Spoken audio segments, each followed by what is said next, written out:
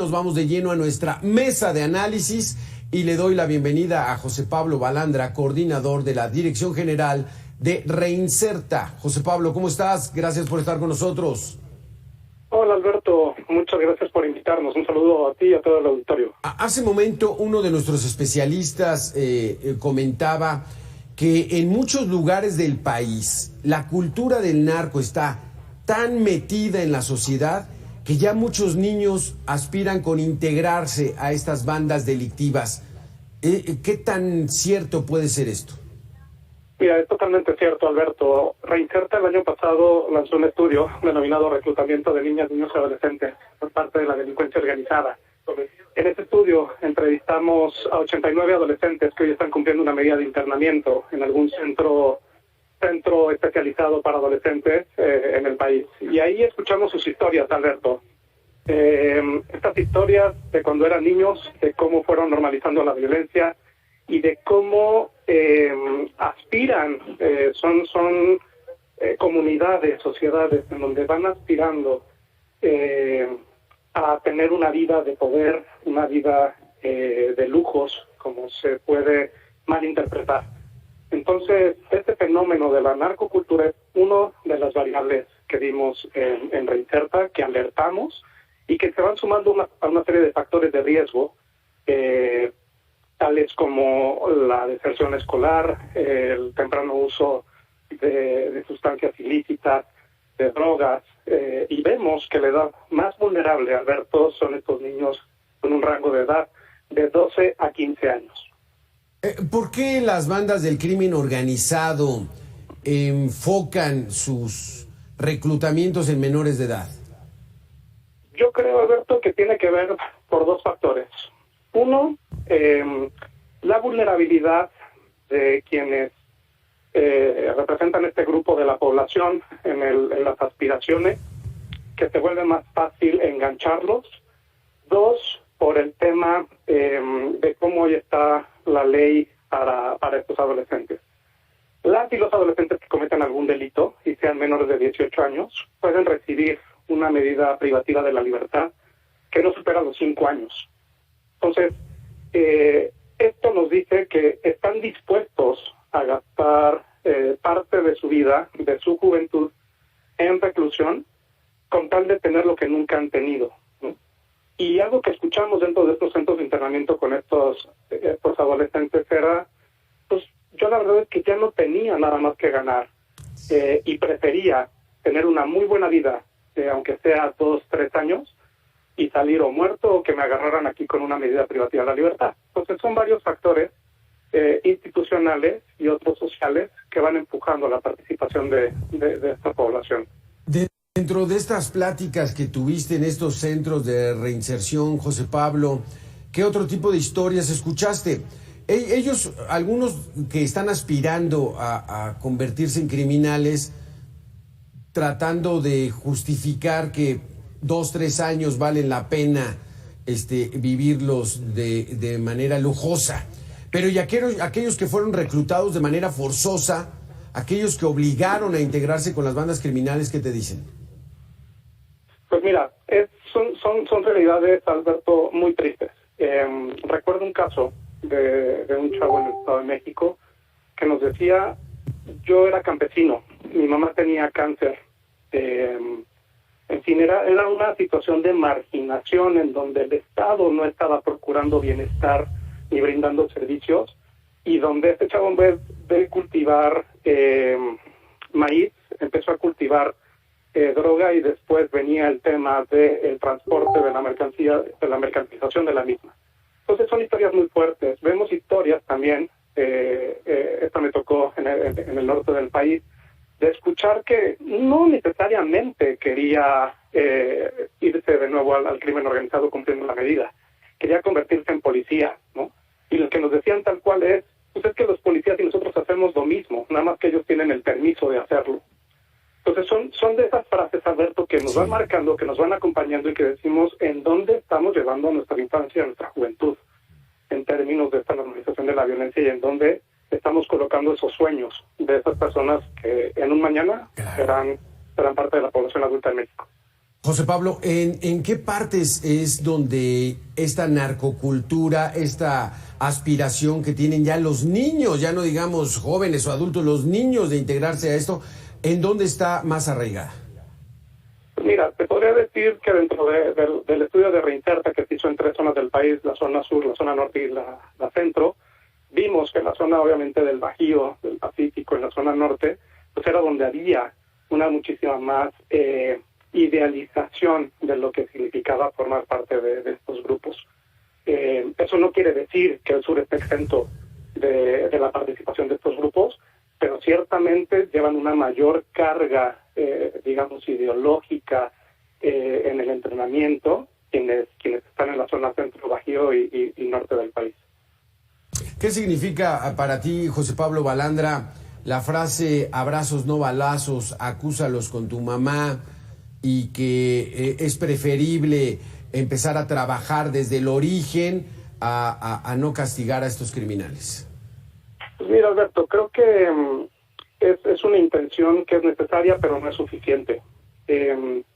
Hoy en México es necesario hablar de paz, pero esta paz tiene que venir acompañada de procesos institucionales, de una reducción fuertemente en las desigualdades, en el acceso a las oportunidades. El abrazos no balazos tiene que venir acompañado de más hospitales, más lugares para que podamos interactuar con la comunidad. Tiene que venir acompañado de mejores escuelas, de profesores que estén mejor evaluados y preparados para recibir a estos niños.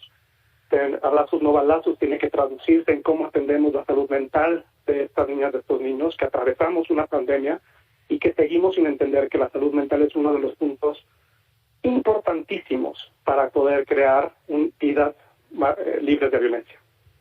Muchos de estos niños son utilizados para hacer actividades como de halcones, incluso hasta de sicarios, pero también hay el otro lado que es mucho más dramático e impactante, que es el que son llevados para actividades sexuales estos niños.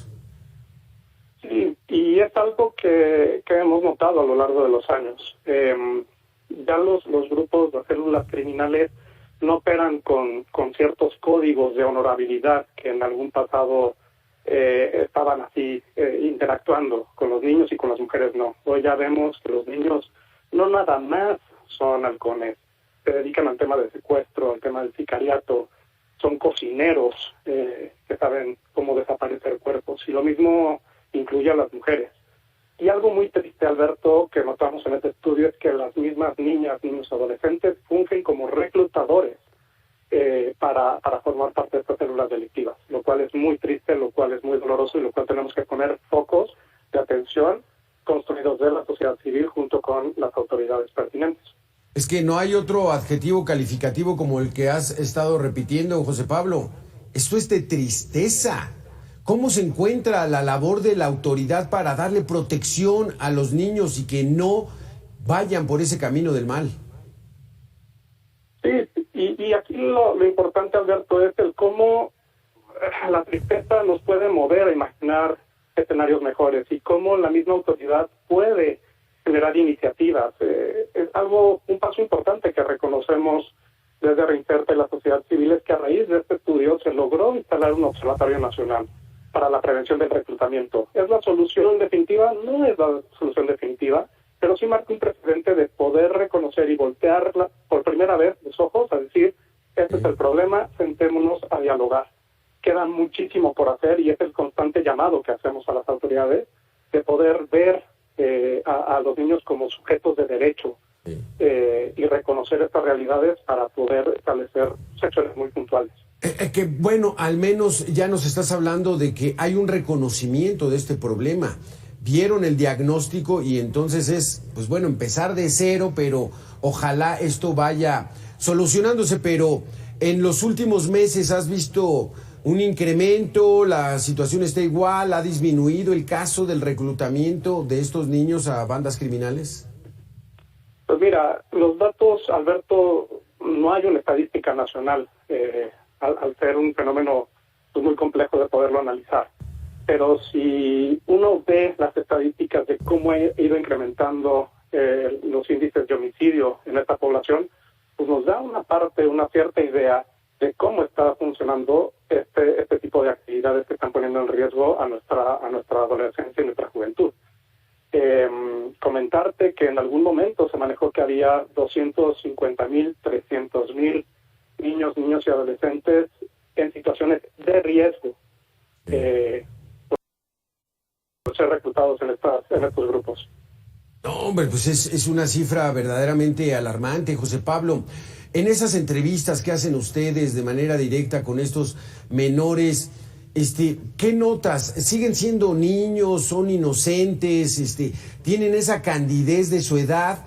Porque uno pudiera pensar que de inmediato se vuelven malos, se vuelven criminales, pero pues siguen siendo niños, ¿no? Menores de edad.